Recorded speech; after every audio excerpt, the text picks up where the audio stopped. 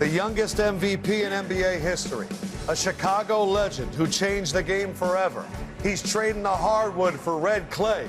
Let me get some noise for Derrick Rose, everybody. According to my really in-depth sources, this is not your first time here at Roland-Garros. No, this is my second time, and the first time, of course, was with Joakim Noah and his family. They blessed us and honored it. We was honored to be a part of that experience, and coming in this time with my partners, we made the choice to come here and decided to be with you great guys. So thanks for having us. We appreciate you, brother. We do. You started playing tennis at an early age. How did you get into the sport? No, I played a little bit. Okay. I heard you were sitting champ. No. Come on, don't give up on it now. We have no proof to verify this, so you can hype it up. Not to be pompous, I won a trophy. Wow. But seriously, I played a little bit. They brought the program to my school when I was in 6th grade.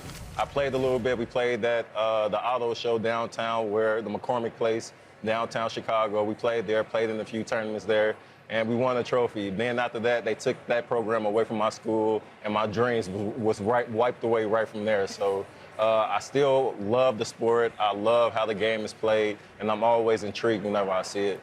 Derrick, you said this is your second time here. You played when you were younger. Yes, sir. I want to get a feel for, like, do you watch tennis during the years, or you just pay attention to the majors? Do you know just a handful of players? You know everyone in the top 100? I wouldn't say the top 100, but I watch whenever I can. Me and my family watch a lot. I love Alcaraz that just started. I love how young. I kind of can relate to him. Being I knew it. I was going to say, I said in the break, I feel like Alcaraz is the Derrick Rose, like a ton of success early, super athletic, explosive. You see yourself in him? Play both sides of the ball. Yeah. I love how he plays defense. Always goes for the ball. In which in tennis, some balls you shouldn't go after because you shouldn't waste that energy. But I love the attempt sometimes, and he's always there. I love his foot speed. I love his pip. Everything about him. His heart, and he always fights. I love Tiafoe too. Yeah, I'm from the U.S., so I got to say Tiafoe. I missed this game earlier, but keep your head up, Tiafoe. It's a huge moment for American tennis right now. Usually during Roland-Garros we don't do as well, but I want to talk. We had Novak Djokovic out here, and he talked about his injury and the mentality. I think mentality across the board in all sports is really important, and for everyone to kind of just get that little bit of tidbit. And Novak talked about Kobe reaching out to him and how that really helped him. And I know you went through your own battle of injuries. Was there anyone special that reached out to you that just mentally just made you lock in that little bit when you had your doubts? No, at that time I was going through a dark time. You know, I was finding out who I was as a person. I was learning self-identity, self-knowledge, and self-revelation.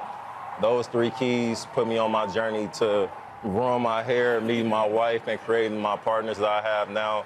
And I don't want to break something that's already it's working for me right now. So I'm gonna stick to it. Or when I was going through my adversity, I stuck to it. I really learned who I was as a person.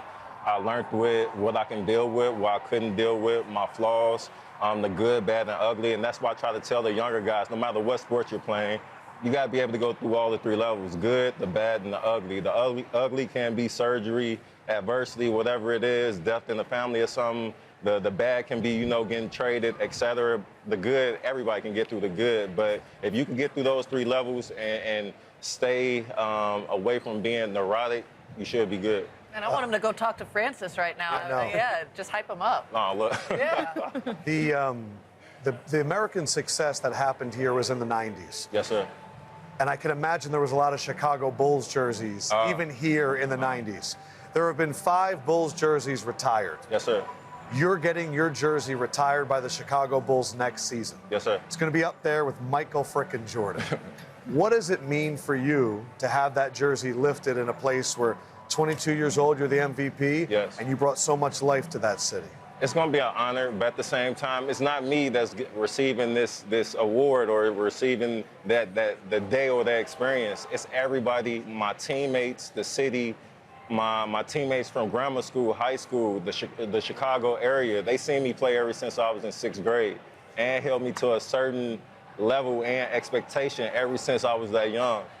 We in Chicago, we call that tough love, but I was used to it, and it helped me play at a certain level because I wanted to prove to the city and everybody that I was able to get through, chase my dreams, but at the same time, stay balanced and stay true to myself in the Chicago way. And thank God I did that. So that day is not just for me. It's for everybody that watched me play. Every kid that rushed home at 7 o'clock to try to get in front of a TV, whatever it was, you were part To of see the you do celebration that gather step and just yam on You're a people. part of it, man, because Yeah. it wasn't just me. I know that it takes a team to like get to where I'm at, and I'm all about team. Now, is that kind of your next step in life? Because now being retired and finishing off with the Knicks, your next step, what does that look like? Are you going to be reaching out to the younger generation? Are you going to just keep going on your path and your journey? What does the next steps look like?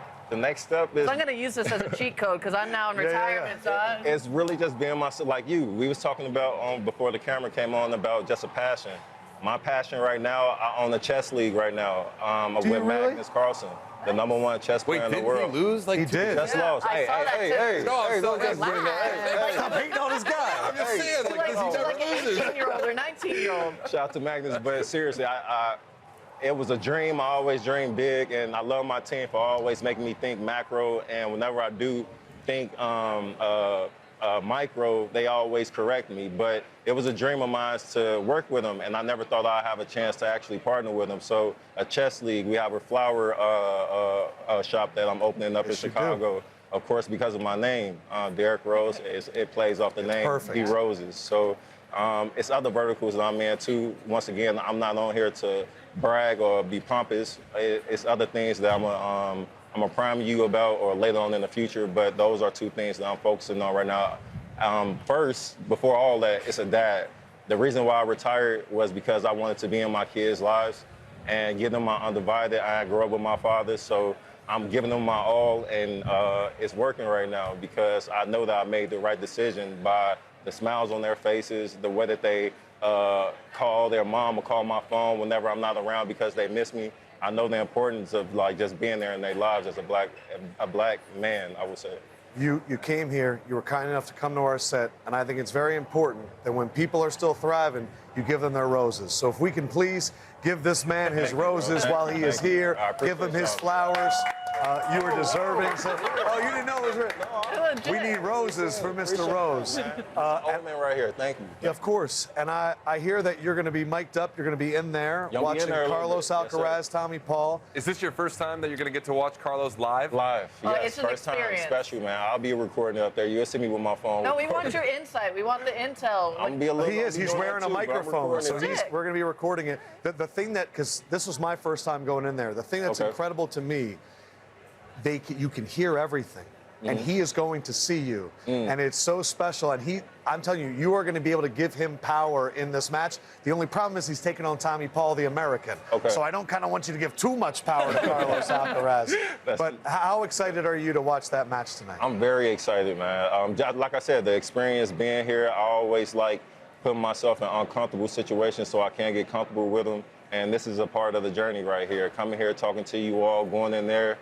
I'm an introvert or an ambivert that's in between. So going in places where it's a lot of people, I tend to have anxiety from that. But because of the profession that I chose, I tend to like mask it in a way. But yeah, I'm trying to grow, make that transformation, and I'm loving it. Well, if you need help, we'll be your bodyguards. Appreciate it. We got you. Derrick Rose, thank you so much for joining us. Enjoy the match. Derrick Rose, one of the best to ever do it. Who knew he was winning championships as a tennis player? We are on the road to a championship here at Roland-Garros.